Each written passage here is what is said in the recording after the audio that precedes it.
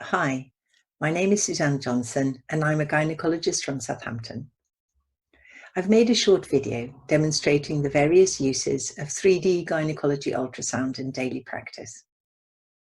Taking a 3D volume has become really quick and simple, and you can either look at the images immediately or manipulate them afterwards at your convenience. The main thing is just to have a go and see what pathology suddenly reveals itself. I hope you enjoy the video.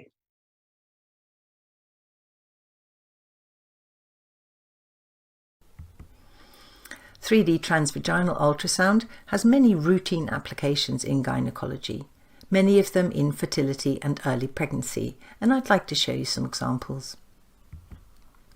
3D is very useful in the diagnosis of a uterine anomaly, and that's because in the standard 2D uterine views you get the longitudinal plane and the transverse plane. But when in the transverse plane you see a separation of the endometrial cavity near the fundus, you don't know whether this is an arcuate uterus or a subseptate uterus or a septate uterus, so you need to get a different plane.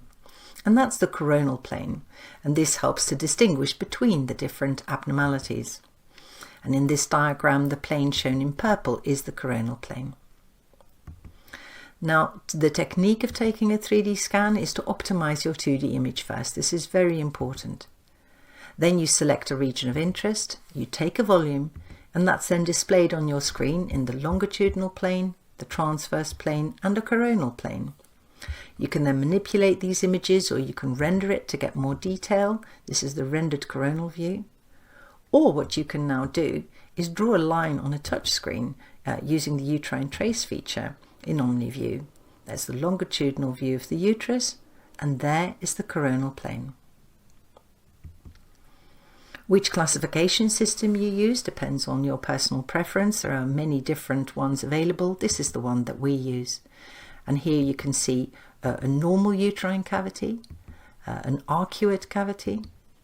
This uterus is subseptate, septate, where the septum goes all the way through the cervix and possibly the vagina.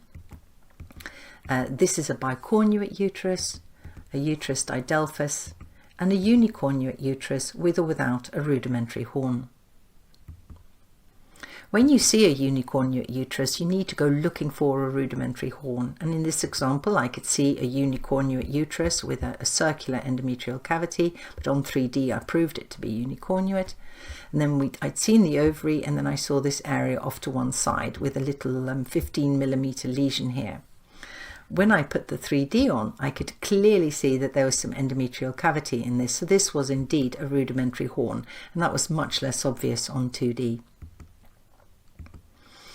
Sometimes pregnancies are unusual, as in this case. Here you've got a pregnancy in one horn and an empty uterine cavity on that side.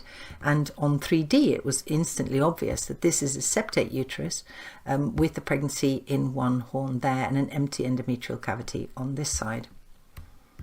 That's a very different scenario to here, where the pregnancy is in this side and this bit of endometrial cavity is empty.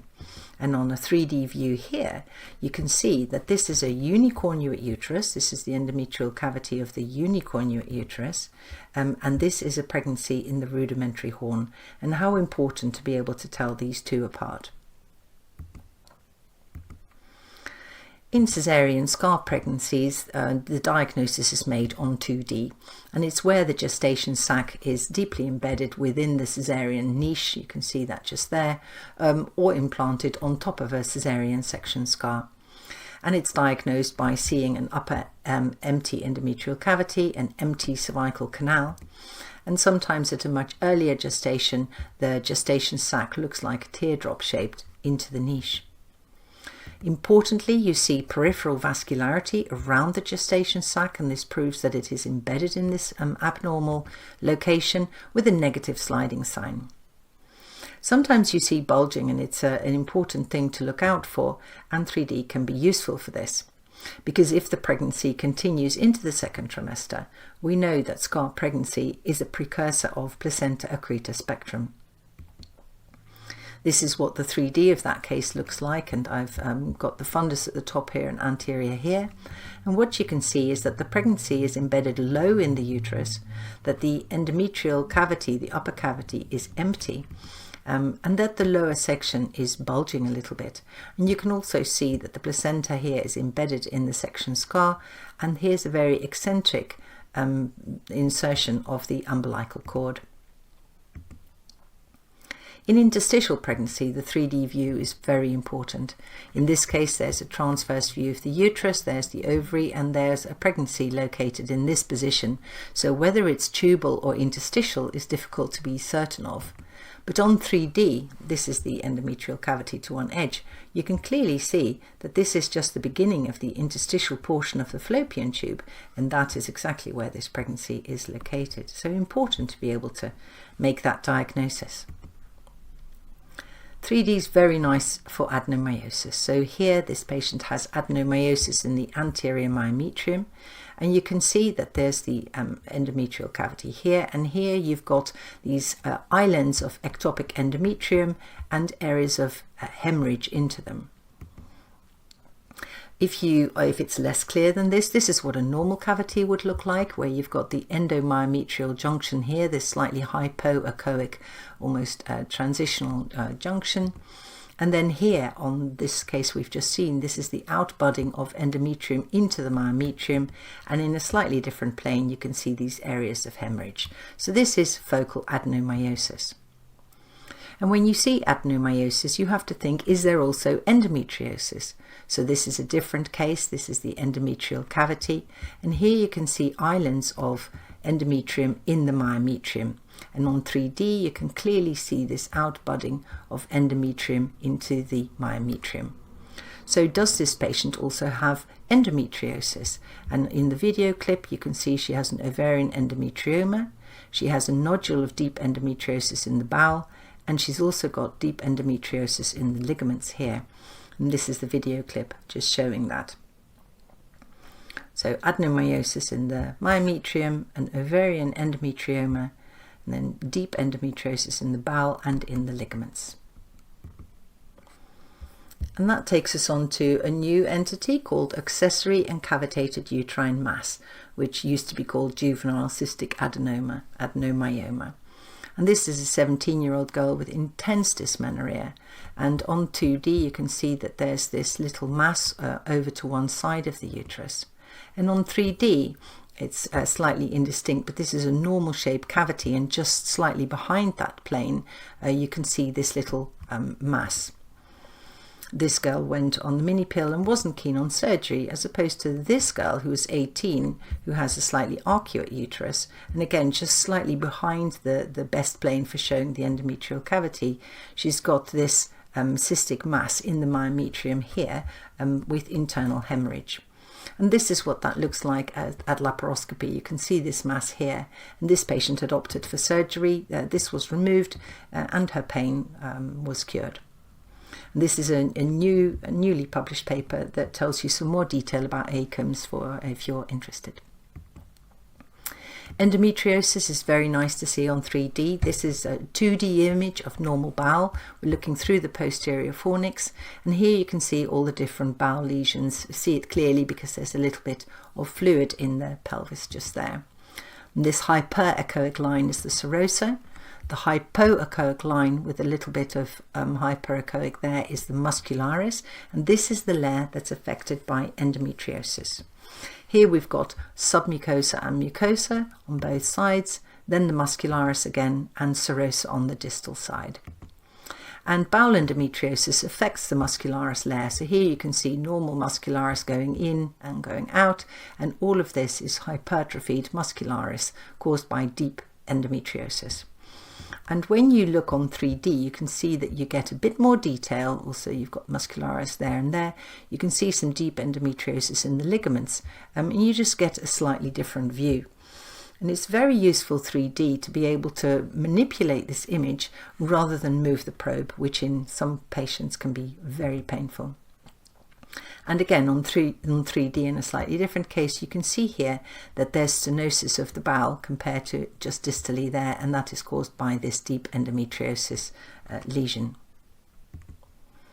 In the bladder also, or just deep to the bladder, you get deep endometriosis, and in 2D you can see that there's an area of hypoechoic tissue just there. And on 3D this was instantly recognizable.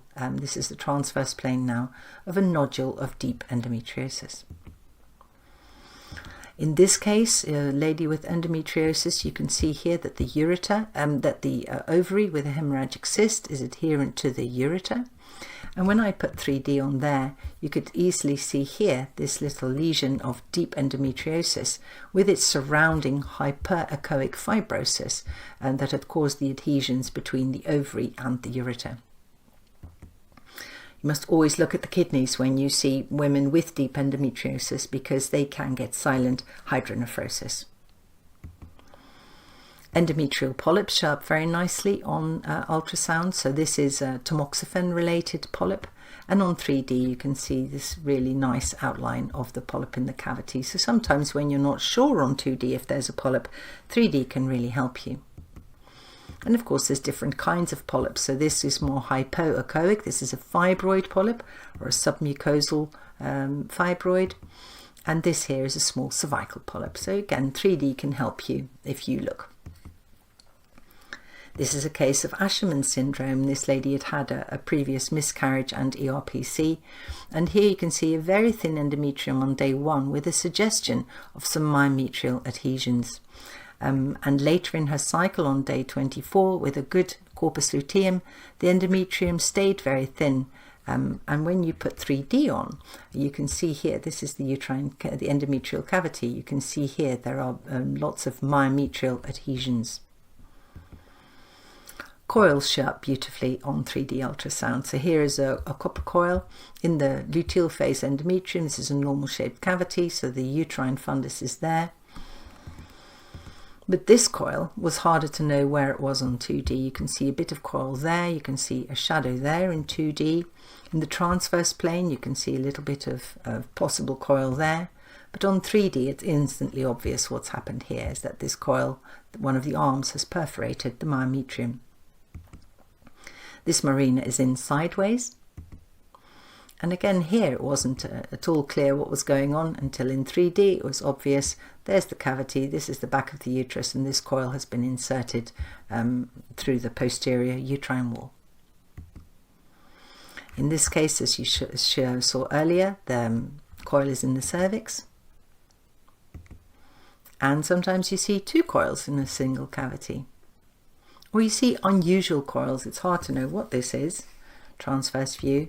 But on 3D, this is a Lippy's loop. And again, in this case, it wasn't clear what kind of a coil this was, but this is a metal circular coil, and these are harder to remove. This is an example of Assure coils, which you don't see so much now, but these are small metal inserts into the interstitial portion of the fallopian tubes, and you can check their position using 3D ultrasound. 3D is useful for follicle counting. You can measure them and count them using this sono-AVC technology. And this is what a polycystic ovary would look like on 3D ultrasound, where you can now see more than 20 little follicles, giving you a diagnosis of polycystic ovary. And this is a dermoid in an ovary that is polycystic. In the characterization of adnexal masses, 3D is not so useful. 2D gives you the answer using the IOTA classification system. But I always put 3D on just to see what else I can see. And you can see that in this borderline cyst, you've got a large papillation here, but that almost all of the internal cyst wall is abnormal with irregularities and papillations. But in this case, it was really useful to have 3D. This was a cyst in a woman in pregnancy. And on 3D, you can clearly see that this is a dermoid. Looking at the fallopian tubes, 3D is very useful again. So in this view, I've got a longitudinal view of the uterus, and there was a pocket of fluid just behind. So whether that was free fluid or loculated fluid or maybe a hydrosalpinx. And taking a volume of that made it instantly obvious that it was in fact a hydrosalpinx. In this case too, an adnexal mass here just lateral to the uterus. It's not clear exactly what is what in this scenario, but on 3D again it was hydrosalpinx, and only this bit of it turned out to be ovary. The rest of it is hydrosalpinx. And sometimes if people have had PID, afterwards the tube becomes very fibrotic and thickened, and this is what that would look like on 3D. And when you see a hydrosalpinx, you can render it in different ways, but you can also take a little video clip of it, and it allows you to look inside the hydrosalpinx and confirm to yourself this is indeed a hydrosalpinx. So in conclusion, 3D is most useful, I think, in congenital uterine anomalies, in coil location, complex early pregnancy, and hydrosalpinx.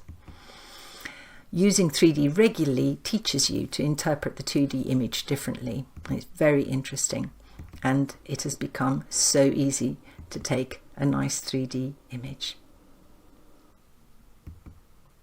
Thank you. Hello, I'm Connie Boats, Application Specialist for GE Women's Health Ultrasound, with our latest introduction to the Voluson portfolio, the Voluson SWIFT. Designed based on customer feedback, the Voluson SWIFT is the most streamlined Voluson in our portfolio. Let's take a closer look at some of these elements. With over a 70% reduction in hard keys and an integrated touch monitor, the SWIFT provides a familiar Voluson workflow with a highly customizable user interface. At only 127 pounds and a battery backup, the system is portable ready. The system provides a wide range of ergonomic positions, including touch monitor tilt, user interface rotation, and height adjustment.